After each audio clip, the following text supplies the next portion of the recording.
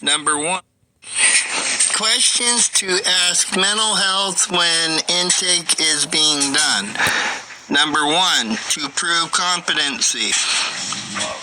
When Jonathan Wisby talked with his attorney, he asked for several different motions to be filed. If so, what motions was he asking to be filed, and for what reasonable basis was he asking this? The reason why he was asking this is because he wanted it in writing of every denial in which the judge would then have to give a verdict on, meaning, yes, paperwork would have to be filed due to each motion that he was asking to have filed. But then it also creates a legal record of the judge giving a verdict, either he or she, or yes or no, on what, plus readings in writing and reasonings behind each vertical decision. Yes, this may cause a more time consuming with a client's care because you're spending more time at a computer at this point drafting each legal request in writing for each motion, which does not go in the guidelines of quick, easy money cases, which most prosecutors and defense attorneys have many cases which are trying to do at one time. This takes away from their profitability of their caseload because they would have to actually take the time to draft out the request and submit the motion, therefore costing them more time that they have spent upon this personal type of case, giving them more motive of, can I get a quick fix and get paid and get to the next one? This actually causes a glitch in their system of quick practice and quick pay system. This type of complexity is not in their beneficiality of them being able to make quick money per cases. It actually means they have to sit and do the work behind some of the cases, which is not a motivation to be able to have this person get fair and accurate justice. So if they are able to sidetrack, deviate, manipulate, and pursue, and even sometimes intimidate to be able to get the person to submit to their quick, easy money cases, this becomes a judicial problem in our system, which then they say, well, we don't think Jonathan Wisby can be able to represent himself. This is true on many aspects. Some of the aspects are my memory disability and my ability to need to record things because of the lack of memory capacity in which I have due to a brain injury. But this does not mean that I don't have the mental intelligence to be able to show competency on being able to have understanding on the way in which the law works. If I could have the other tools appointed to me through the ACLU, I believe, memory stepping in here to draw away from my ability to say exactly what it is, but I do remember this point. It's called the American Civil Disabilities Union, which gives the people who cannot afford the right to have somebody appointed to them to be able to help them with their disabilities through a court process. These sort of things are tools that make determinations on what sort of disabilities that I have and what sort of help that I may need in going forward. This is what I have been working with, along with the pressure of intimidation from my own defense attorney trying to cause me to have more PTSD to an already valid disability in which I have, therefore causing me fundamental efforts to where my physical health is now being affected due to the amount of pressure being put onto me, along with the missteps and inabilities to have accurate care through a jail process, making the intimidation that much more, irrelevantly causing Jonathan Wisby to just recently have a nervous breakdown which put him into the hospital for high blood pressure, mimicking the symptoms of a stroke, therefore causing him more PTSD for what the defense counsel appointed to Jonathan Wisby has caused in his account to be able to make his case valid.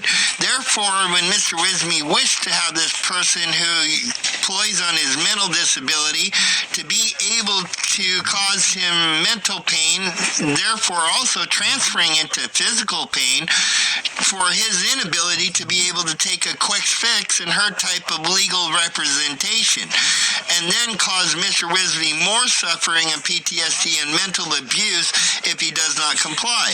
Also giving the intimidation to making him, because of his memory disability, to maybe have injustice within his own thought processes on whether or not his mental health is actually accurate or being manipulated, causing him to further have inaccuracies upon his own judgment and PTSD, therefore making him self-integrate whether or not he's making the right decisions, causing more of a rift within his own mental states and making him possibly even believe in that he is losing it, to the point where it may even cause thoughts of hurting himself, which then works into her point of being able to give the concept that Mr. Wisby is a risk to himself and others, which is not, due to several times he's spoken to this person that Mr. Wisby is not suicidal and wishing to hurt himself. The reasoning behind his way about that is he had a near-death experience which said he talked to God, which to most people would be seen as a schizophrenia. But in his aspect, he actually believes this in his heart and soul, that he had actually spoke with his creator and cannot take back such a thing as suicide. The reasoning be, it told him, even if you commit suicide and kill yourself, you are still murdering an innocent soul, that soul being your own. So therefore, if you commit suicide, you're still committing murder, which is not allowed by the deity in which he's seen while he was having his, what he so-called said, a near-death experience from 2007 on Christmas Eve night in Malibu in Topanga Canyon, where a 25 auto-sized caliber hole was found in Jonathan Wisby's head, but the projectile was never recovered. This has also led Jonathan Wisby to have a way in his life that he believes that the Creator told him that he needed to give his life for somebody else if he wanted to go to heaven. Therefore, making him have the understanding in a Viking belief system that he must go into battle but not live through it, but to be the one who has the courage to fight any battle and never surrender no matter what, and to have the moral high ground to be able to do such things. This can be seen as a big fear to other people that do not have the spiritual motivation that Jonathan Wisby has inside himself. This can also be seen as a threatening factor to them because they do not have the spiritual or mental capacity to have the understanding on why somebody would do such a thing.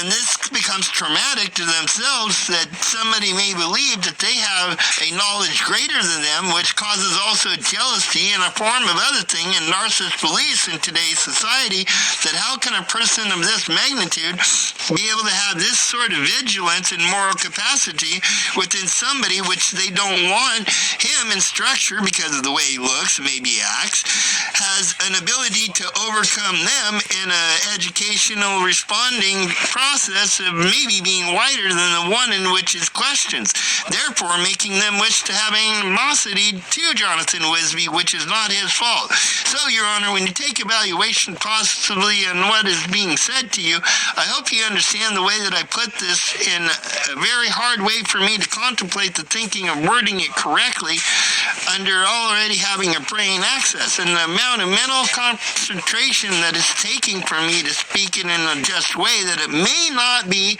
and I am hopefully not, seeing that other people who do not have the moral capacity to have understanding won't try to twist the words in which were conveyed to you on how the court being able to needing to cover up the situation due to mishandlings and possible very big loss of financial compensations for how the damages are being affected on him, not to be able to be used against him in a case that doesn't revolve around him at all, but only in the protection of another individual named Mary Ann Kubo, which the law enforcement in our city and our justice system has not even spent time looking for the advocates, knowing even who they are, and even going and attempting to charge or arrest the individuals, which originally caused this mishap to even be a part of our justice system at all.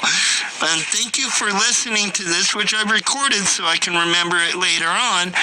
Jonathan Wisby. Now you've heard what I have to say on the next time when I have to take this mental health evaluation to the person who will be doing the orientation. I do not know if they will allow me a recording device in when I talk to them at this time, which I've been being denied many a times before. And all I have to do is say, hey, this is about enough of what they keep doing and how they keep doing it to me all the time. And if you think it's fair, well, you know what you can do. You can comment down in the comment section. If you want, all trolls are welcome. I just want to know how you guys feel about if you start going to court and you get a public defender appointed to you, how you'd feel if the public defender didn't like you for some unnamed reason and just decided, you know what, I think this guy's crazy and I don't like what he's doing. He keeps asking me to do questions on how he wants to run the case, and I want to run it another way, and I've been appointed to him, and I don't really care how he wants to defend his case. He's going to listen to me, and I feel this is in his best interest, and because I have the power and know how to legally entrap Jonathan Wisby to obey, this is how I plan to handle it. And if he don't, this is how I plan to punish him, because I know exactly what I can do and have the power to do if he doesn't comply with how I want to run this case. Well, just to wonder how you'd feel if it was you going through this. Jonathan Wisby here to declare, Officer, he just didn't care.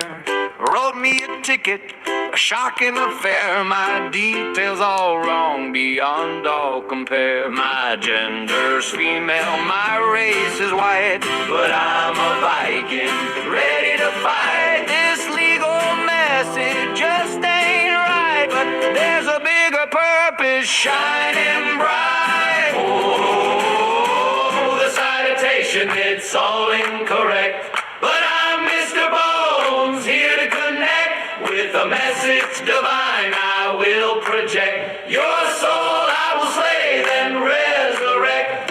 Don't watch this video, I warn you true, it might just cost your soul, me and you. But miracles happen, it's overdue. God exists and I'm here to prove. The citation, it's all incorrect, but I'm Mr. Bones, here to connect with a message divine I will project. Your soul I will slay, then resurrect. Forgive you all, that's my plea, from this matrix planet wild and free.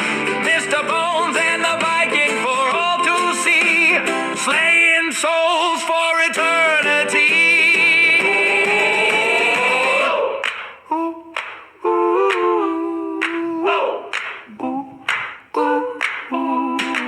Do it now, hit the like button. Oh me, oh my, why, oh me, oh my, hey, Team DLZ, Team MP, BZ Watchdog, Chuck Bronson.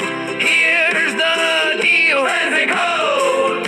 Hit the like button now, Semper Fi, hurrah. Okay, what is Myrmidon? Greek mythology, loyal, subordinate follower. Hey, bad apple, blue pig, pool cop, eat chili shorts now, that be butthurt popo. Hey,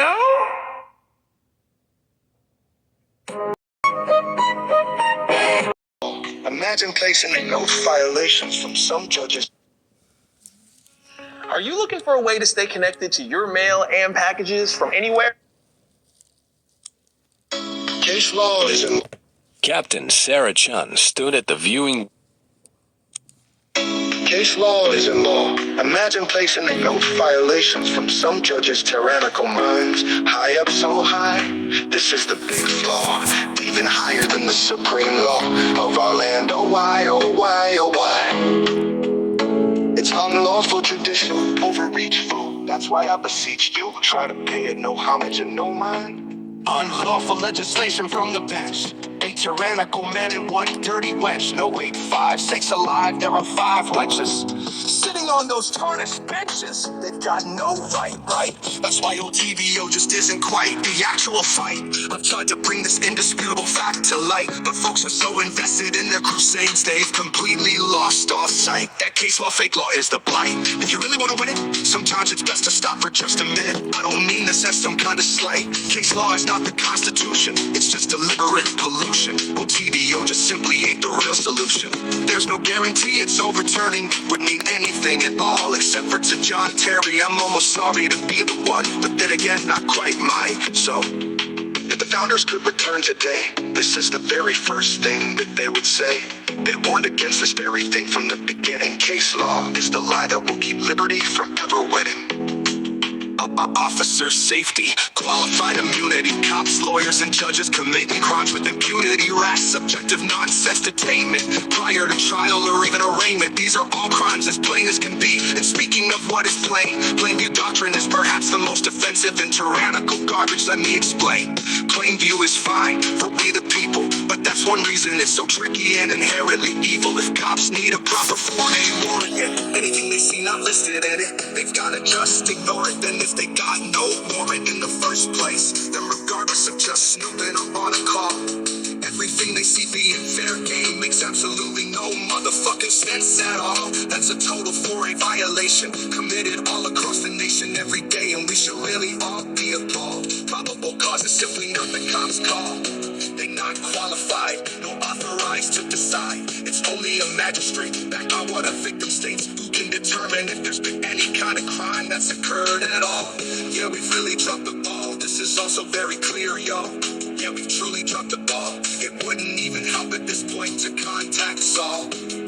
You've gotta snap out of and recognize you've been bamboozled and enthralled. Forget your pride, put it aside. Case law BS has made an injustice system that simply isn't fair at all. And I've barely even gotten started as to why case law is retarded. It's like the law got really sick and farted, and OTVO is set up for a fall.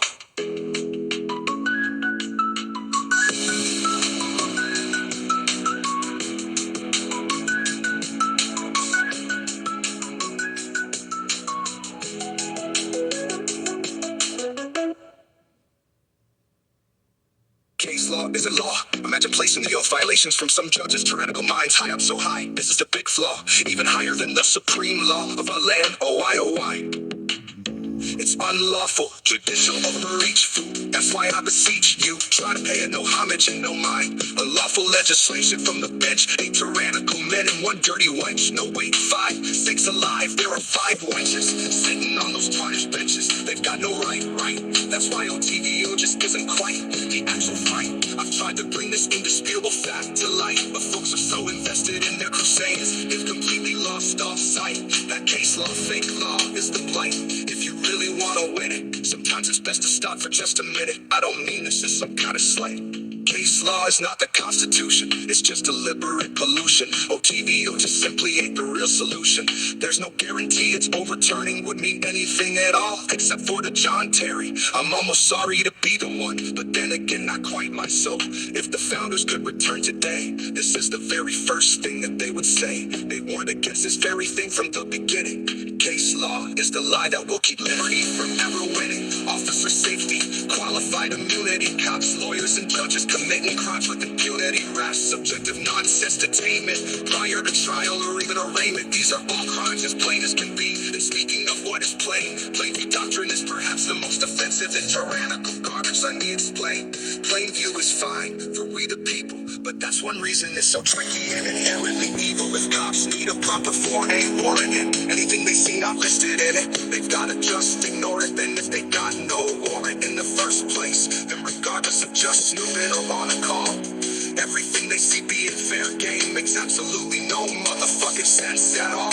That's a total 4A violation, committed all across the nation every day, and we should really all be appalled. Probable cause is simply not the cops' sayings. The complete law is not the Constitution, it's just deliberate pollution. OTVO just simply ain't the real solution.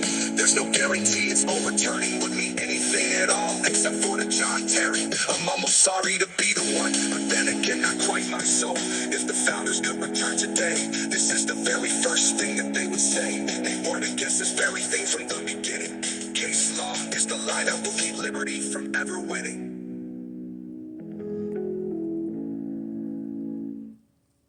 Bones Club member till the next episode.